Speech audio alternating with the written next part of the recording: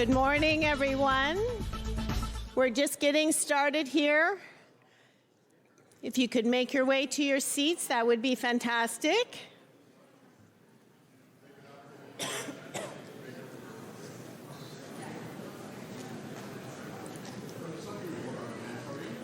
Nice to see some spirit wear here this morning.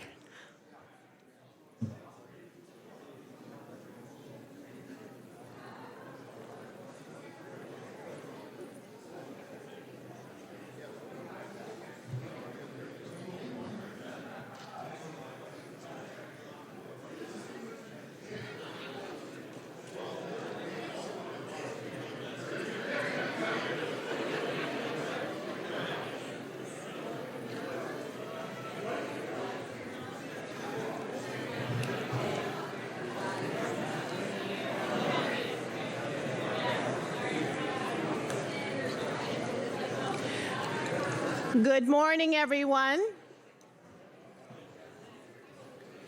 My name is Su-Ling Ching. Good morning.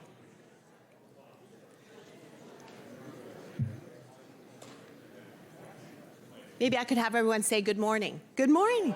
Good morning.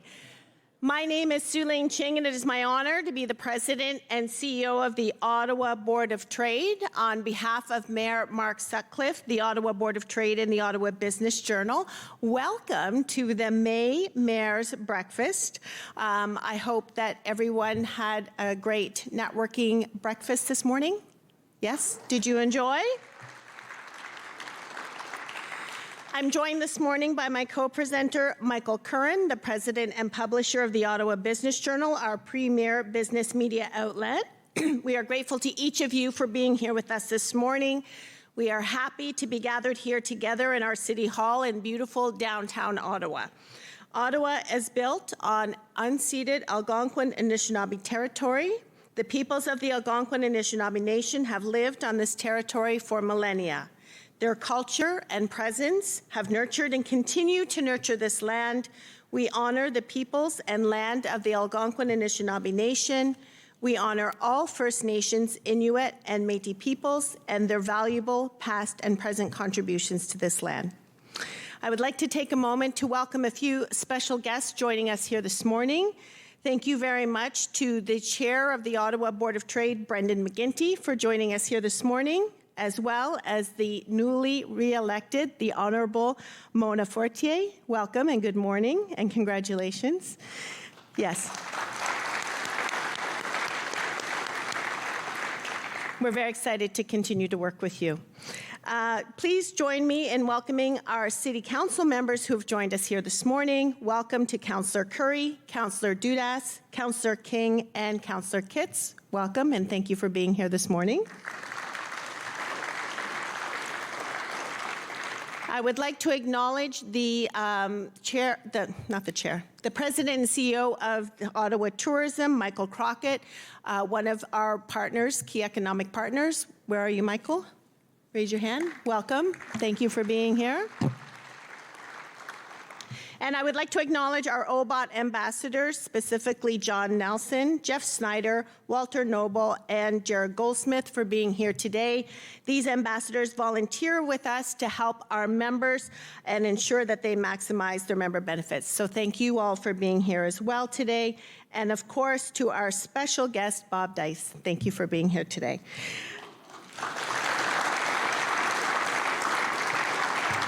I wish to acknowledge the Ottawa Board of Trade Pillar Partners who have joined us this morning, Enbridge Gas and the Ottawa Sports and Entertainment Group. Thank you for elevating the important advocacy and economic development work of the Board of Trade on behalf of the entire business community. We simply couldn't do it without you. Can we give them a little round of applause? Sir, I know that's a lot of thank yous, but we really couldn't do it without them, so I appreciate that. As always, it's a true privilege to be gathered here in this room with so many business leaders, elected officials, and community champions, all of us united by a common goal to build a strong, vibrant, and prosperous Ottawa. Thank you for showing up this morning, for leaning in, and for believing in the power of partnership. Since our last breakfast together, which wasn't that long ago, but a lot has happened since then, it's been a busy time for the Board of Trade and all of our economic partners. Since then, we have successfully hosted our annual Ottawa City Building Summit, and I know many of you joined us for that event. How many of you were able to join us for that event? Thank you for being a part of it. It was a sold-out event and brought together visionaries from every sector to discuss the hottest topics shaping our economic growth agenda, from community safety and housing to health, transportation, energy, AI, and the cultural economy.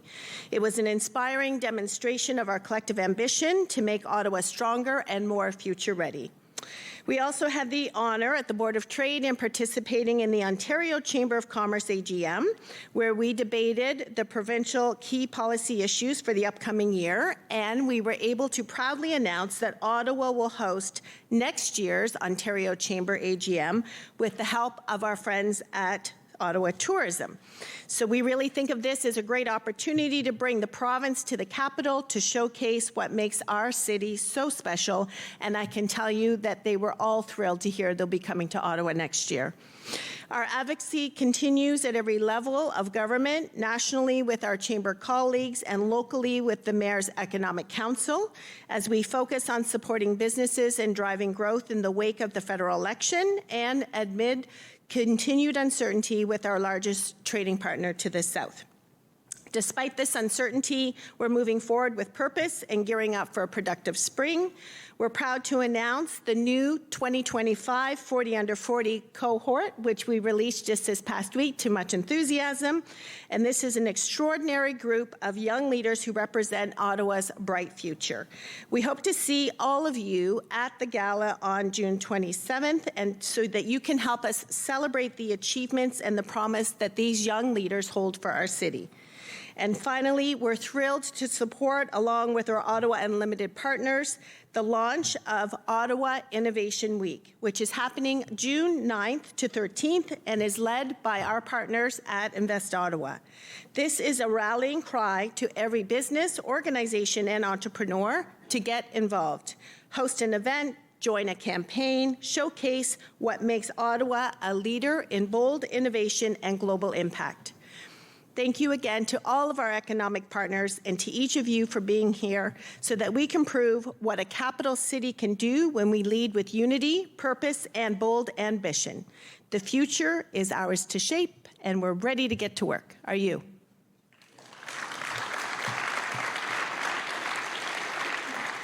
As we kick off this morning's breakfast, let's recognize the great organizations that support this popular speaker series.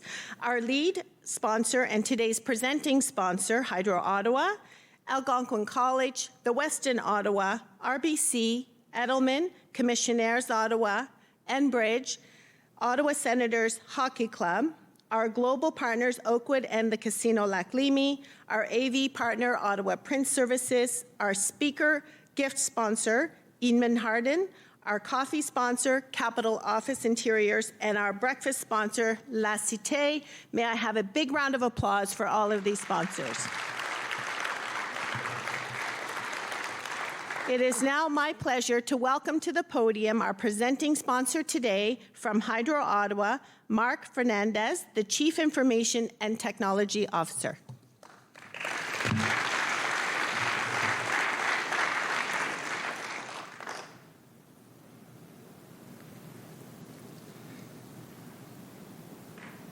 Got to get this phone working first. So, good morning, everybody. Your Worship, Mayor Sutcliffe, councillors, the Honourable Mona Fortier, distinguished guests. My name is Mark Fernandez, and I'm the Chief Information and Technology Officer at Hydro Ottawa. And I'm also the Executive Vice President of Hebrew Networks, one of our newer companies that I'm going to talk about shortly. It's a real pleasure to be here today at the Mayor's Breakfast, especially with the head coach of our own REDBLACKS, Bob Dyce, as our special guest.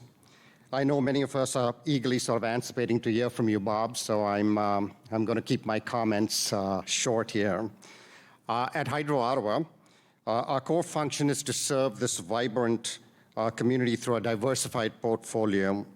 Many of you are familiar with sort of the Hydro Ottawa brand as the electricity distributor of the company.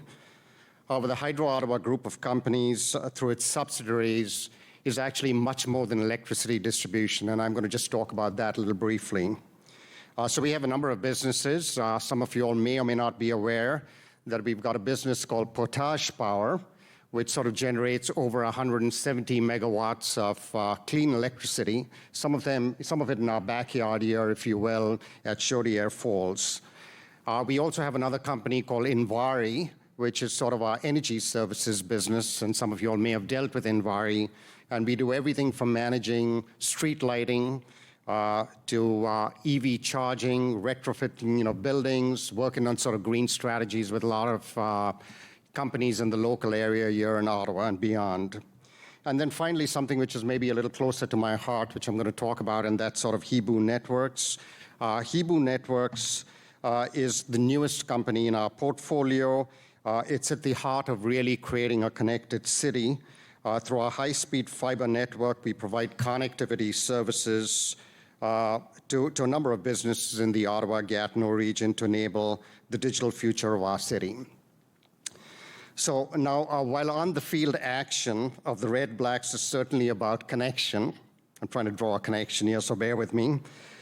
Connection between players, connection between the fans, and hopefully a connection with the end zone. Sorry, I couldn't resist that. So I want to talk a little bit about a different kind of connection that's vital to our city's future, and where, sort of Hibu comes in, if you will. So think of the digital infrastructure that underpins so much of modern life: high-speed internet, reliable data networks, the very backbone that allows businesses to thrive, individuals to connect, and communities to stay informed. That's where Hibu plays a pivotal role. As we navigate the energy transition, the need for a robust and reliable digital infrastructure becomes even more pronounced. Smart grids, electrical vehicle charging, networks, and the integration of distributed energy resources all rely on the kind of sophisticated connectivity that Hibu provides. It's also about ensuring that our energy future is not only clean, but also smart and responsive to the needs of our community. In short, Hibu is more than just a telecommunications company, it's an enabler. It's connecting our cities in ways that are essential for economic growth, social well-being, and a sustainable future. So on that note, I'll say thank you, and go Red Blacks.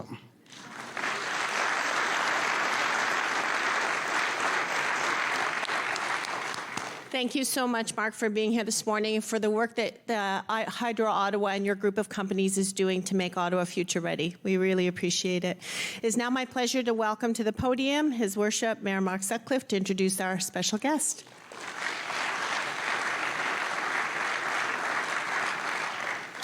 Thank you, Su-Ling. Merci, Su-Ling. Thanks for that great update. It's really exciting to hear all the files that the Board of Trade is working on right now. Bonjour tout le monde. C'est vraiment un plaisir de vous accueillir ce matin. I'm very excited about our guest this morning.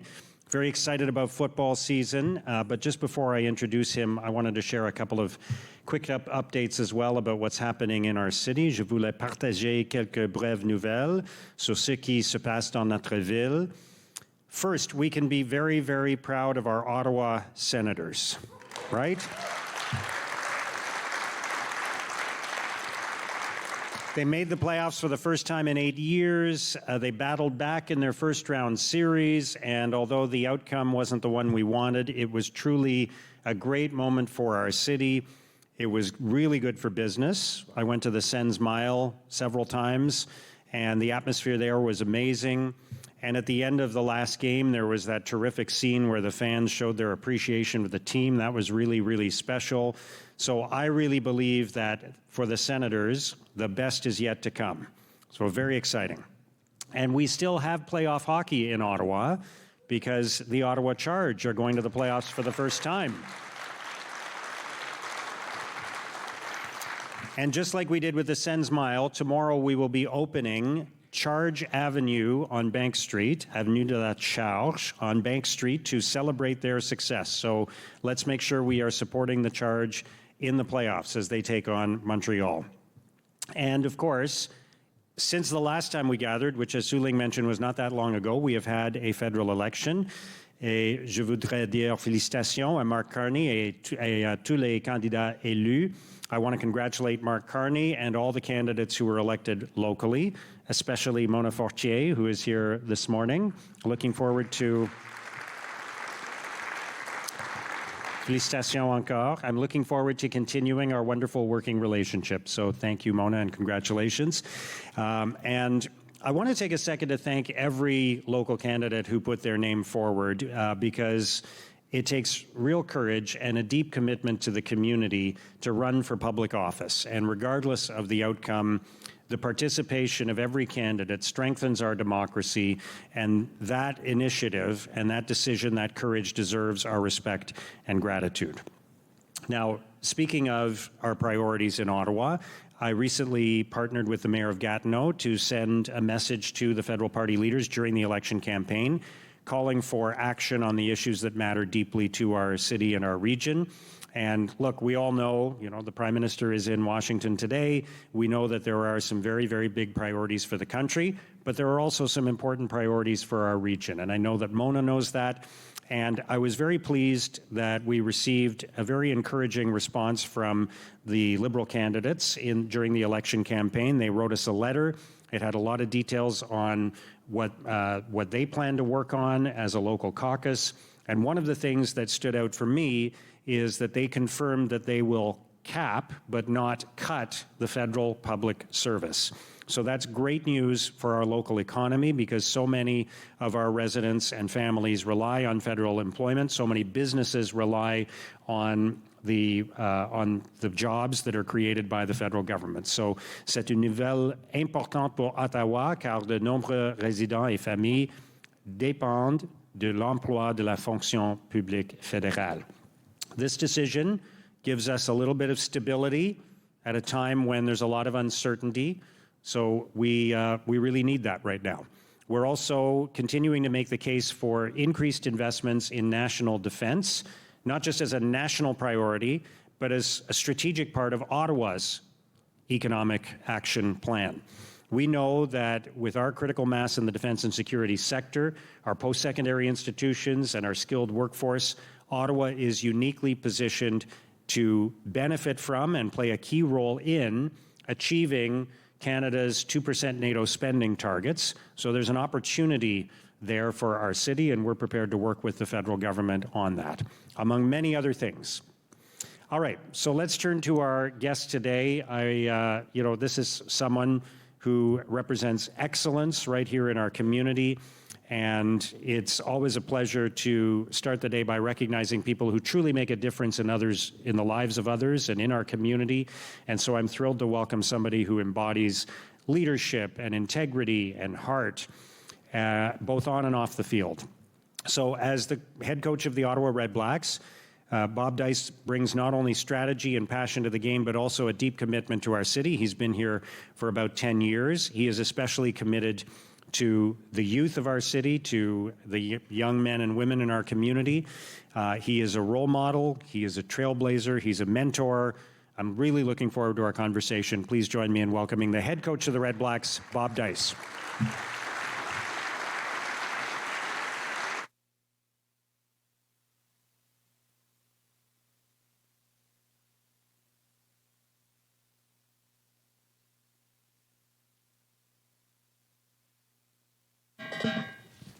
Welcome, Coach. Great to have you here. Thank you for doing this. Certainly my pleasure. I was very excited when Janice approached me about coming and speaking this morning, and really looking forward to our conversation. So I just want to read this. Your Instagram bio says this: Dad, partner, Christian, Harley Davidson, and Japanese denim enthusiast. So we'll talk about the motorcycles in a second, but I'll be honest, I had no idea what Japanese denim was until now. So can you tell us about that? Yeah, so Japanese denim is what I call, or my wife calls, one of my vices. We all wear jeans, and there's different types of jeans. There's certain mills in Japan that make special loom, selvage denim, raw denim, and for me, my casual wear, that's what I like. We kind of take pride in, you know how when you buy jeans, they have the little wrinkle lines on them? Well, we take pride in putting those lines in and getting your certain fades and things like that. And secondly, because I do ride motorcycles, wear a thicker weight of denim for extra protection. Okay, good to know. I didn't know there was that much to know about denim. That's great. So let's talk about the motorcycles. This is a passion of yours, and I've learned from talking to you and from reading about it how it fits into your life, and we'll talk about that in a moment. But when did you get into motorcycles? Because it was relatively recently. It's not something you were doing in your 20s. What sparked the interest for you? Yeah, like a lot of us, certain things are, sports are a big part of my life. At my son's hockey practice, talking to another hockey dad, and we just got on the subject of motorcycles. I was probably about 45 at the time, and got into it, and I said, oh, yeah, I'd love to have a Harley. Don't know at this time that it's something that I want to put that capital in. We got into talking. He had started rebuilding motorcycles, and said, well, you can do it like this. Buy one from the U.S. and back when that was okay. Yeah, this was a long time ago. Yeah. And build it up, and football for me takes over a lot of my life, and so I needed something different to work a different part of my brain and to try and take it away from always thinking football and being just set on one course, and so bought the motorcycle from Oklahoma City, had it shipped up, and spent the winter rebuilding it.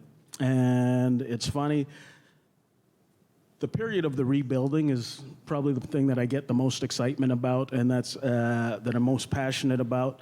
I remember when the first time I went to ride, I remember being almost petrified. I was like, oh, I did all this work, got it together, and now I actually have to ride it.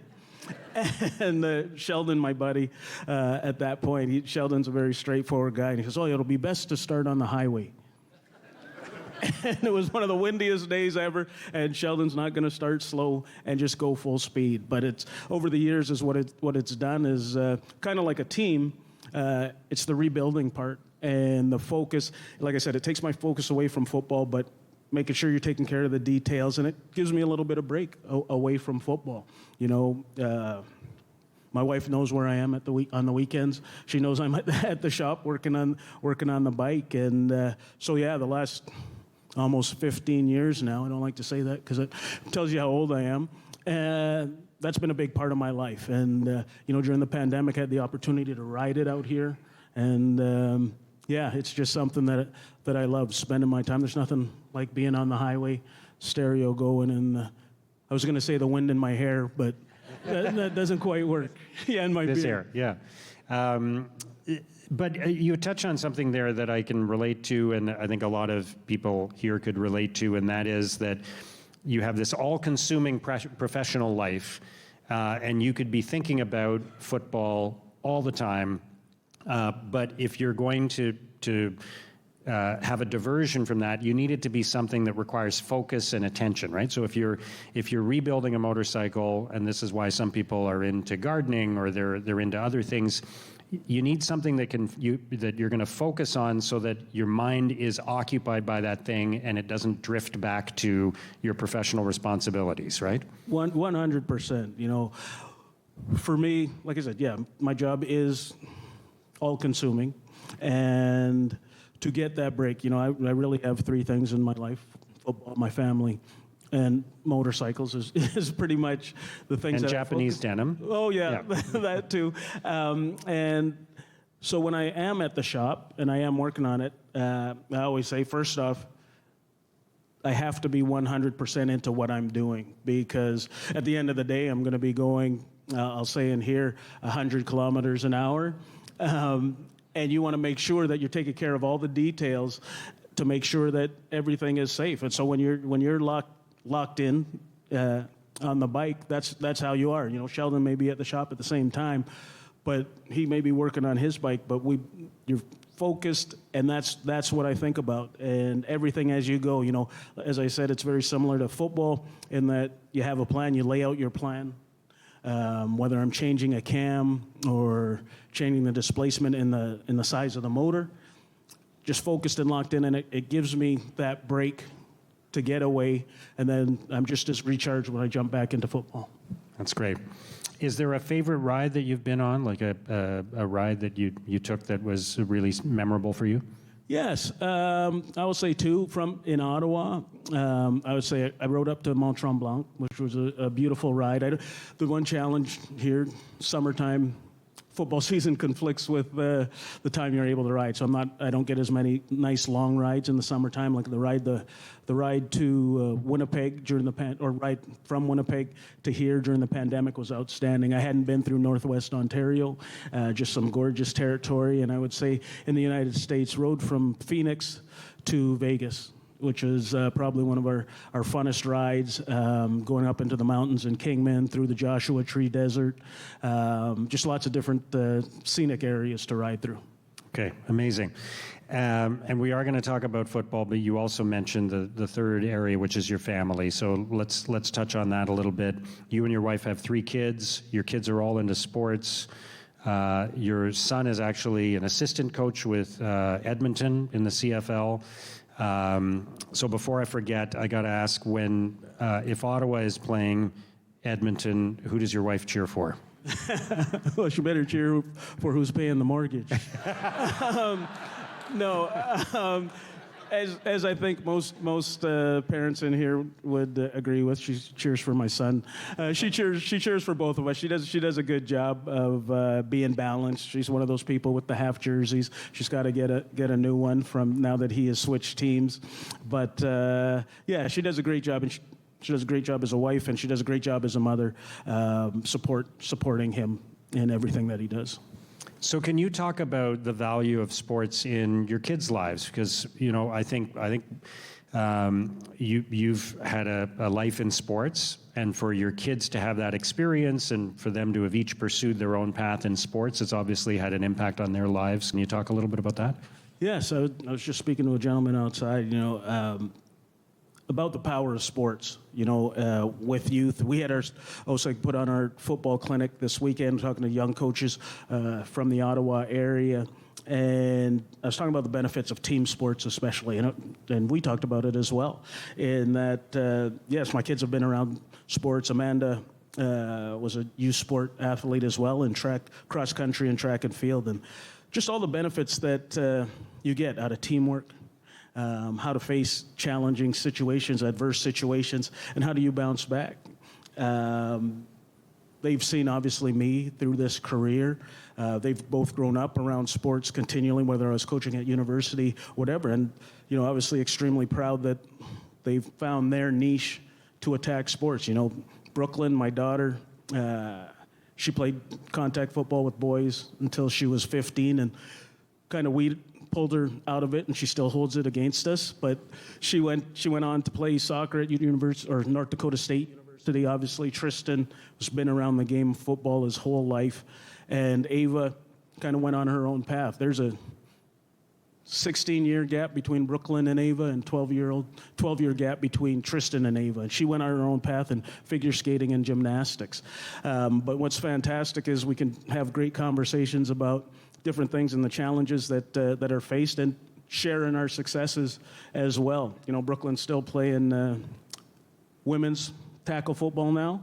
She played for Team Canada, and just in our family group chat last night, Ava had her provincials in gymnastics, and Brooklyn had played on the weekend. And we were just going through celebrating all their triumphs. And so we sharing everything together. Obviously, academics is a big part of it as well. Ava's coming out here to University of Ottawa to start her university career this year. And so, yeah, sports has been a big part of what we do. And, I think in life you got to have balance in everything that you do. That's pretty special as a parent who is into sports. So let's talk about your own journey. What got you interested in football, and what impacted football and playing on a team have on you early in your life? Yeah. For me, like a lot of us who have big brothers, my big brother played football, and it was something that, as I was talking about earlier to a gentleman, basketball was my passion. I just happened to be a better football player, and it allowed me to carry my career further. And it's just, football and the team part of it was something that I really embraced, and it carried me forward. Obviously, as I was telling you earlier, I may not have graduated high school if I didn't know I had to do the things that it took to take care of my education, and football was a big part of that. We all have different mentors and people who lead us in different directions. One of my coaches, Stu Heaton, throughout the year, it was funny, I was back home speaking at a breakfast for our alumni, and he was talking about how I was maybe not the easiest guy to coach. But Stu showed me is how you could always have to approach each player individually. And there's going to be certain things that maybe you like about a player, but our job is to get the most out of them. And what he did is just he allowed me to be me and do what I needed to do to be successful. Maybe not the ideal teammate, but he pulled out the best in me, and it allowed me to realize what was truly important about the team and drive forward. And to this day, Stu came out to our home opener last season versus Winnipeg. We forged a strong relationship, and the games just brought me so much. I went to college in the United States. I came back here, and then obviously my career that I started obviously a little bit later in life. The game of football has given me so much that I could never give it back as much as it's given me. Well, I think you're giving back now, which is great. What got you interested in coaching? One of my friends, he had come back from the States. I had gotten released in training camp from the Bombers, and he asked me to come out. Like I said, I needed something to stay embraced in the game, and my playing time was over, and he asked me to come out, and I had no plan or no drive to be a coach, but I thought this was something that would keep me close to the game, and I found out I had a true passion for it. Helping young men become not only better players, but better people, and staying embraced. Football is a game, again, where it's like family. And football, even as a coach, is a secondary family. You just kind of move up your role, just kind of like you do in life when you become a father. And I embraced that part of it. At the same time, I was still working full-time. I was in commercial sales with Federal Express. And had opportunities given to me. Brian Dobie became the head coach at University of Manitoba and joined his staff on there. And for 7 years, worked with those guys and helped Brian turn around that program. He just did a phenomenal job. And then I got the opportunity in Winnipeg with the Blue Bombers. Throughout the whole time, because it took away, I was working a full-time job and then a few hours every evening out there, had the opportunity to do it full-time, and had to make a decision because back then, I've always talked about, you gotta jump into something. Either you believe in it or you don't. And truly, to take a job back then, my salary was a third of what I was making at FedEx, but it's something that I truly believed I could be successful in and wanted to continue as my career. And I took that step, and it's since that point, it's just been phenomenal. And what are the values you bring to coaching? What type of coaching style do you have? What's the approach you take with the players? For me, for leadership, or when I'm talking to these guys, I think when you have an organization like we do, I think, Sean and I, we talk about being co-leaders of the football team.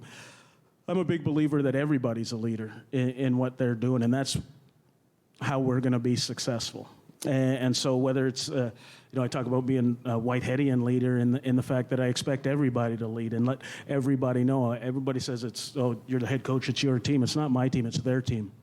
And I want them to know at the end of the day, we all hold each other accountable for our success. It's not just me or the coaches.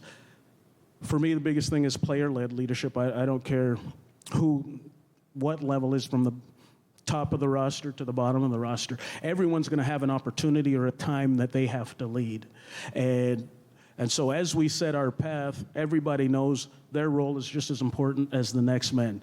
Yes, we want to get better every single day in everything that we do, and we want to compete. But there's going to be times, we talk about filling a void. There's times, different times in, no matter what the situation is, somebody's going to have to step up and rise and take and fill a void that maybe they didn't expect. And that's their time to lead, to allow us to be success, because it's not always going to be Drew Brown taking care of the business out there. That's a lot of pressure to put on one person.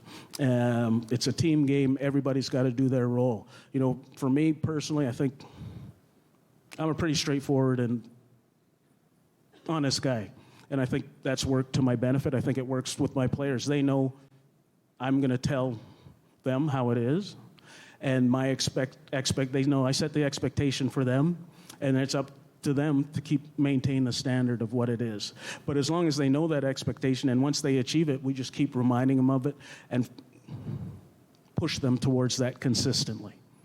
Can you talk about the unique dynamics of coaching football and Canadian football in particular? Because you've got a very big team compared to other sports, right? Hockey teams, 23, 24, 25 players. Football teams, 60 players. And then you've also, in the CFL, you've got a mix of Canadian and American players typically. And sometimes you have players arriving midway through the season. You have injury replacements. You have guys who got cut by the NFL and are coming up to Canada to play. So you're constantly managing a very large roster of players, and where there are people moving in and out all the time, you're forming new relationships quickly. Can you talk a little bit about that? Yeah, one of the things, we're heading off to Kingston tomorrow as coaches, and the players will be on the 11th in training camp. And one of the things that's fantastic about us going out to Kingston is we're going to have everybody in together. Everybody's going to be staying with the dorms. The coaches are going to be there. The personnel is going to be there, and it's going to be fantastic for team building, because at the end of the day, you're not going to go anywhere if we're not all of one mind. So it's going to be fantastic to have everybody there as we set our vision for this 2025 season. It's a very diverse room. Like you talked about, Americans, Canadians, we have players from the Netherlands, all over. And that's why training camp, I always talk about training camp being like when you're building a house. We set the foundation. If you build a house on bad land and you haven't driven the piles in and everything's not set, the house is going to shake eventually. So we set our foundation early in training camp. We put our piles into the ground, and then we build forward from there as we go. But what those piles do and the foundation does is that's what carries through as we have all this change and everything like that. We get everyone of one mind. Like I said, when I talk about everybody leading at different times, when you have a new player, and it's not me telling the next guy every time, hey, this is the expectation. It's got to be the players around those guys who are doing it. When I coached special teams, it wasn't that long ago. A couple years ago, we had a thing where we talked about fix it on the fly, and the head coach at the time was amazed that during practice, as we were doing special teams, the guys were just communicating if there was an error. They were fixing it on the fly as they were on the field. We didn't have to go back inside the locker room to fix it. We didn't have to watch film. We just worked it out at that point. And that's what you need. I believe we want our team to be able to adapt and have the players lead. When those new guys come in, they know they have to fit in and do things the way we do it. And so you have a strong group. We have a leadership council. Which is 12 of our players. Like the locker room, one of the things I changed in the locker rooms, normally it's by position. as they sit. But I wanted everybody integrated so everybody could meet and talk to each other, DB, O-lineman and a DB talk. But then it placed these leaders around the locker room strategically so that they can kind of lead the charge of what my message is and what their message is and make sure things are staying on point. So when we have everybody working towards one goal and you have a new guy in and they're the ones who are policing and making sure things are working in the right direction, makes my job that much easier. And I've got an outstanding group of coaches around me. And I'm blessed to have those guys. And they work at that as well, right? I always say, I tell them, they're with these guys more than I am. Obviously, I speak every day to the team, and I walk around during stretch, but they're hands-on. They're in the meetings with these guys every day, and they do a phenomenal job. And so that's how we're able to police and patrol things with 60 or 75 guys in the locker room. But again, I like to put the players in charge of certain things to give them ownership. That's a big part for me, is allowing them to feel like it is their team. Same thing. I always revert back to special teams. I'll give them two options on how to do something. And I know personally that both options will work, so I'm not worried about which one they pick. But at that point, you'd be surprised when, let's say a guy like Brendan Galanders says, okay, we're going to do it this way. Well, because he said they're going to do it that way, he makes sure everybody else is doing it correctly, because now he feels like, hey, coach allowed me to do this, and we work forward like that. And that's kind of how we work the whole locker room. You mentioned your assistant coaches. You have a great group of assistant coaches. One of them is Rick Campbell, who was the head coach of the Red Blacks when they won the Grey Cup. You were the special teams coach working with Rick. Now he's the special teams coach working with you as head coach. And I know there were a few people when you brought him back whose reaction was, what are you doing? You're bringing back a guy who was a head coach, won a Grey Cup, very successful coach in the CFL, and he's going to be your assistant. Isn't that, threatening to you in some way? But you had a great answer to that, which I loved. Yeah. Well, first off, I'll say this. So in 2016, you're right, Rick brought me in as a special teams coordinator, and we won the Grey Cup.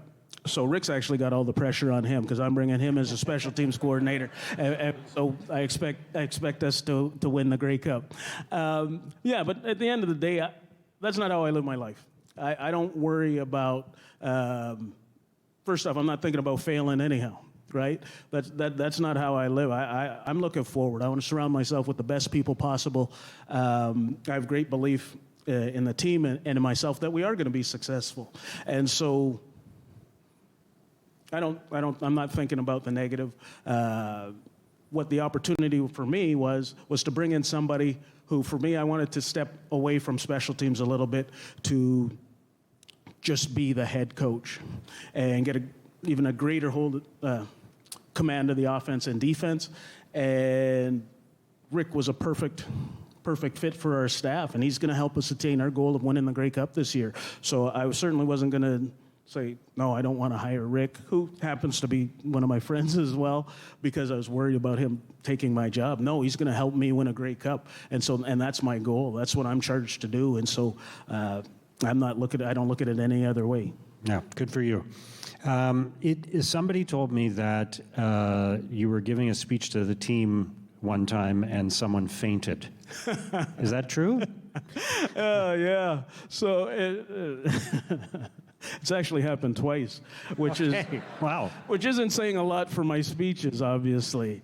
It was actually the morning of when I was named interim head coach in 2023, and so we gathered the football operations staff. So we had the players in our normal meeting room. We had the training staff. We had equipment. Everybody was in there. So this is my first opportunity to address the team. And literally, I'm on my first slide of my PowerPoint, and I look to my right, and one of our equipment assistants, I shouldn't laugh, fainted. And luckily, he was standing right by our therapy staff, and they took him out, and he was fine. He was just a little dehydrated. But yeah, here I am thinking, oh, this is my opportunity, just taking over the team, and 1 minute in, he fainted. And so we had to leave, actually, the team meeting room while the staff attended to him. And so I had done my PowerPoint presentation. I was ready to go, and I had to do my whole address in the locker room. I had to take the team into the locker room and do my talk from there. But that's what football is about, right? It's about adapt and overcome. And so it was a unique situation. And but like I said, that's what we do. We just move forward, jump ahead, and keep the train rolling. We talked about the impact of sports on individuals, including members of your family and on your life. Let's talk for a moment about the impact of sports on a city, on a community. We just witnessed the Senators making the playoffs, the excitement around that. I know there's a lot of excitement and anticipation about the REDBLACKS season. I think the home opener is June 13th, if I'm not mistaken. So there's a couple of people wearing REDBLACKS jerseys this morning, which is great. And, you know, people are really thrilled to see the team growing and progressing. Can you talk about the relationship between the team and the community, what you've witnessed? You've been here 10 years, between the players in the community, between the team and the city. Yeah. You know, prior to coming here, I coached in Winnipeg and Saskatchewan, who, you know, people would say are two of the hotbeds in the league. And one thing I'm always talking about whenever I'm in, you know, we're at league meetings and talking to other coaches and things like that, is the passion that the city of Ottawa has for their football team. And it's not just the REDBLACKS. Obviously, you know, in our organization at OSEG, we have numerous teams. And the support that we get throughout the business community and the everyday fan is absolutely amazing here. And, you know, I think we all individually take pride. I know for myself, the Senators' playoff run, I'm not a native Ontarian, as well, I guess I am. I was born in Windsor, but, you know, grew up in Manitoba. But I felt personally a great sense of pride in watching them go, how they took off in that second half of the season and established themselves. And I see it every single day when I'm here. You know, I live in the Glebe, and walking through there, and I see how proud people are of, you know, the REDBLACKS, whether they come and they talk to me. And everybody wants to have a sense of pride in their city. And, you know, OSEG does a fantastic job, and our players do a fantastic job of getting out into the community and building that. Because one of the things about the CFL, as I always call it, is we're a every man league, in that all of us, we're not making millions of dollars. And we feel we relate to everybody. And we embrace it. Our players embrace it. I have nothing but respect for our players, how they the work they do in the community, in the city of Ottawa, and we just love it. And what we see is we get the love back, right? And I think, you know, as we've continued to build and move forward, my time here, I came here in a very, very successful time. You know, the team had gone to the Grey Cup the year before, and we had managed to win it the next year, and things were flying. And we did, at the end of the day. Sports is cyclical. We had a little bit of challenges. But what was fantastic is the support didn't wane, per se. There's the people who were passionate, continually passionate about it. And now that's what's fantastic about, you know, I'll say, the rejuvenation that we're seeing, is that, and I see it in more REDBLACKS jerseys, I see it in hats, and like I said, it's across all sports. Everybody taking pride in what we do, and we're so excited as a team, you know, as we head into this 2025 season. To give the fans kind of, you know, we took great pride in our home record last year, you know, and I think it was a phenomenal experience for the fans who were in the stadium, and we're looking to continue and build on that, and obviously look for the support of not only the business community, but the whole city as we continue to grow. As I told you, our plan is to work towards winning the Grey Cup this year and having an outstanding season that everyone can be proud of, and I think it raises everybody's feelings, their personal level of pride throughout the city. Absolutely. So you played a leadership role in OSEG's diversity and equity strategy. Can you talk about the values that you bring to that work and what you see as the objectives that we need to achieve, not just at OSAG, but as a community, in the football world, in coaching? Where do you want to see that go?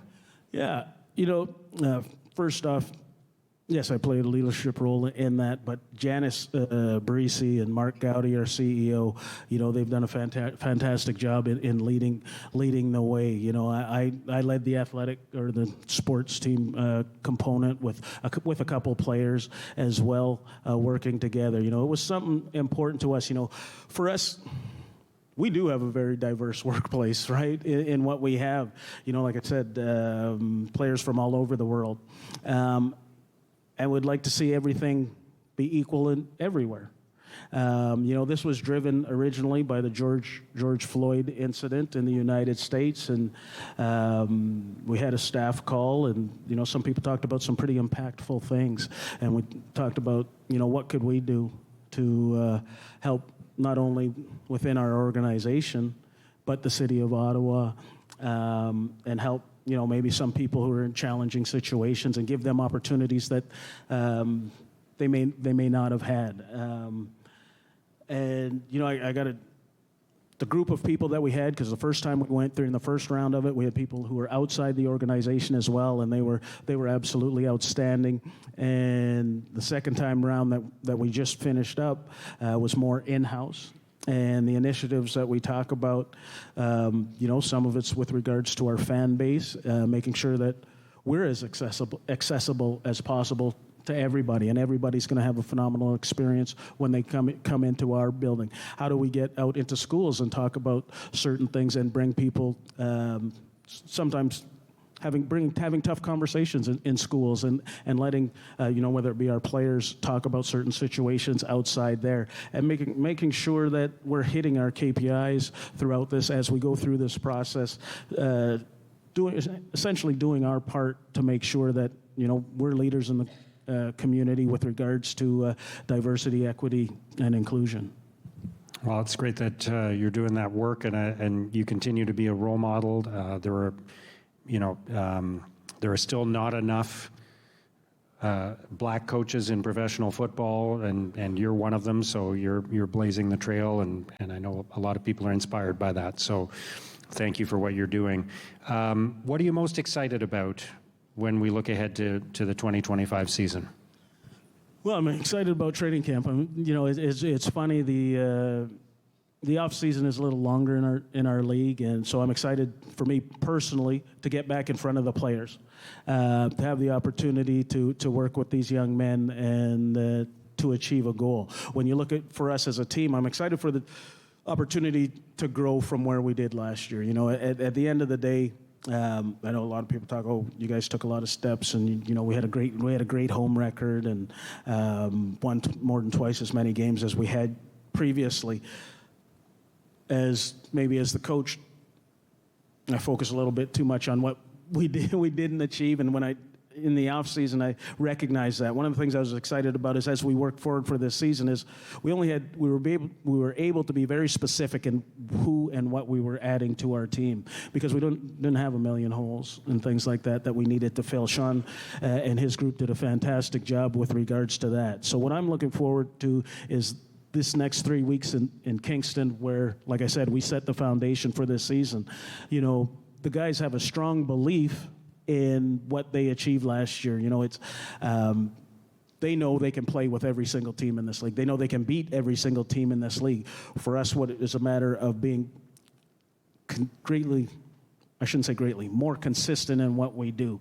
Drew Brown, our quarterback, one of the best things about Drew is the process. That's what we talk about all the time. And Drew is so process-driven that's what allowed him to win over the team, is how they know what the work he puts in every single day. There's different types of leaders and things like that. So I'm excited to see Drew's development going into this second year. He's a new father, just got into town, and everything is rounding out well for him. As you saw him grow the last few games when he came back from injury. Our offense was really clicking very well. I'm excited about William Fields, our new defensive coordinator, who was the co-coordinator in Toronto. Will has I coached Will back in Winnipeg in 2005. That's how you know you're getting old, when your former players are coaching with you. But does a great job in relating to players. And if you look at Toronto secondary, did a phenomenal job in taking a group of guys and making them play well together. It may not have been the most talented, but at the end of the day, as long as we're all doing what we need to do and we're all on the same page, and you can get them to play at a high level, and Will's fantastic at that. You know, you talked about the addition of Rick taking over on the special teams. You know, working together with Rick is going to be fantastic. But most importantly, it's the team. These guys do. I know it's an old cliche, but we do. We feel we have some unfinished business. There's not one of us who feels we put our best performance on the field in Toronto. But we know the process starts this weekend, and that's why I don't like to talk too far into the future. This is, to me, the most important time as we build our foundation and everything here together, and just continually work to get better day by day in what we do. We know there's certain things that we do. We want to compete in what we do every single day. We don't care whether it's in the meeting room, it's a practice rep, on the field. Your mindset has to be win. And in everything that you do, and we just got to put in the work every single day, because we know we have the talent. I know the coaches on my staff have the ability. We just got to make sure that we're working every single day. We had a dinner the other night with our owners, and some people were talking about hoping we have a good season. And when it came my time to talk, I was kind of a little bit worked up, because for me, it's not about hope. Right? It's about us putting in the work and doing what we have to do for us to be successful. And that's why I'm excited about the work that we're going to do on the field here, raise our level of consistency. And like I said, our plan is to be in my hometown in November, celebrating winning the Grey Cup. Yeah, the Grey Cup is in Winnipeg this year, right? Yeah. Well, we're very excited about the season. We're very excited about the progress the team has been making, and I think we're also just excited to be outside in great summer weather, watching a REDBLACKS game at TD Place at Lansdowne Park. It's been a real pleasure, and you know, we've seen the results and the progress you've made as head coach, but it's been a lot of fun. Having the opportunity to get to know you as a person and not just as the guy leading the team. So thank you for doing this, and thank you for choosing Ottawa as the place where you're continuing your football career. And good luck this season. Thank you. Coach Bob Dyce.